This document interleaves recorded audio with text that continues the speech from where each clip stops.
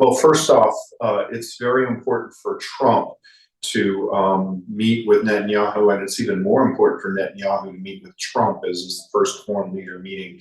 Netanyahu is seeking to show his own constituency that he has the support of the American president. And Trump is going to seek to show his support of Netanyahu as a means of contrasting with Joe Biden, who generally wanted to see Netanyahu removed from government. So that's important. The second element that's important is the situation in the Middle East. Trump wants to be the president who brings peace to the Middle East, but he can't do that while you still have a conflict going on in Gaza. So I think Trump is going to ask Netanyahu, what is his plan for Gaza? How does he plan to finish that up? And I think that that part of the conversation might be a little bit difficult. And then after that, I think they're going to talk about what to do with Iran and with the remnants of Iran's proxy network, particularly various Hashd-e-Shaabi units in Iraq and the Houthis in Yemen. No, that is not right. I think he'll provide substantial monetary and military aid to Israel. The question is, what will it be used for? So most Americans don't have a problem with the Israeli war against Hezbollah in Lebanon. And we recognize that Israel needs to take responses against the Houthis in Yemen, although American material hasn't played a major role in that. We also recognize that Israel remains under threat from Iran. And, the United States reconciled with Vietnam, where we lost 58 million people, or 58,000 people, but we're still at loggerheads with Iran. So I think he will support Israel in its actions on that, provided they're not too rash. But the big question is Gaza.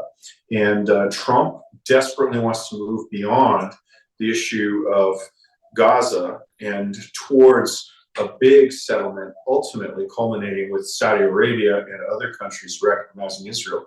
But he can't do that until the issue of the status of Palestine is resolved. So I think that's really where we're likely to see conflict between Trump and Netanyahu. But I don't think they'll say it in public. Well, I think that both of them believe that the best way to negotiate is from a position of strength. That doesn't mean that there has to be a war. But it does mean that, for example, drawn out negotiations whilst there are still hostages being held from Hamas, for example, that's unlikely to be more than a temporary issue, more than a temporary respite. I think also that Trump and Netanyahu are probably in agreement that military action against Lebanese Hezbollah will continue at a lower rate in order to prevent Hezbollah from reestablishing itself in South Lebanon. But it doesn't mean that there has to be a war between Iraq and Israel. And I think that Trump would welcome the opportunity to preside over some sort of a grand bargain that would negate that issue. But it can't happen while the status of Palestine is unresolved, because the remaining Arab states that Trump wants to recognize Israel won't do it while the status of Palestine is unresolved. So this is going to be a tough issue. And it's an existential issue for Netanyahu.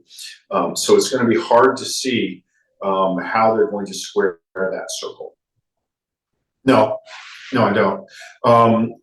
This is a common refrain, which is, look, Israel is so small and the Arab world around it is very large.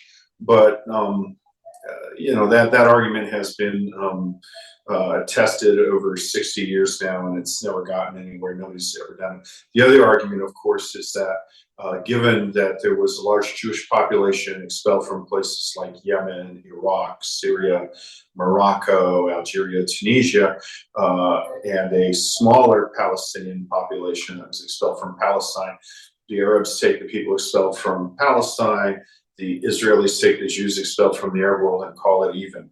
But again, that argument has never gone anywhere, and I think that raising it would not advance Trump. Yeah, I don't know the specific things, but of course we've seen a pattern of steady encroachment by Israeli settlements in the West Bank. Trump seems to be more sympathetic to the argument that Israel has to have a border that's defensible, but defensible from what? I mean, perhaps settlements, moving into high grounds in the West Bank will help secure against 20th century weapons like rifles. But increasingly, we're seeing rockets and missiles and drones as the weapons of warfare. Warfare has moved on from this geographic definition of defensibility. And at the end of the day, Israel is insecure because it has people around it who hate it. So the only way ultimately to defend it is to create a lasting peace. And successive American regimes, including Donald Trump's, have felt that's in a viable two-state solution. That's my analysis. Now, moving forward, the fact of the matter is there's not going to be a Saudi Arabia and a wider recognition of Israel without a resolution of the Palestinian statehood question. So there has to be some movement there, or else Israel is condemned to perpetual conflict, and that doesn't help Israel's needs. So we've heard this argument before, but again, it hasn't gotten anywhere. Well, so Trump's autobiography was called The Art of the Deal. And he sees himself as the master deal maker. I think he has a great degree of self-confidence. And I think that he thinks in his mind that there really are very few problems that he could not solve if he could just get in the room with the people there and he would come to an agreement. So initially his focus is on the Western Hemisphere because we have migrants coming in, that are viewed by many Americans as destabilizing American home life. And he's already had a few successes there with countries that had reversed themselves on taking back migrants who were in the United States illegally. I think that Russia-Ukraine is another issue. The Middle East is another issue. And recall, he's already seen, under his direction, we saw Bahrain, the UAE, Morocco, Sudan recognize Israel. He wants to expand that. And he sees that as a legacy issue.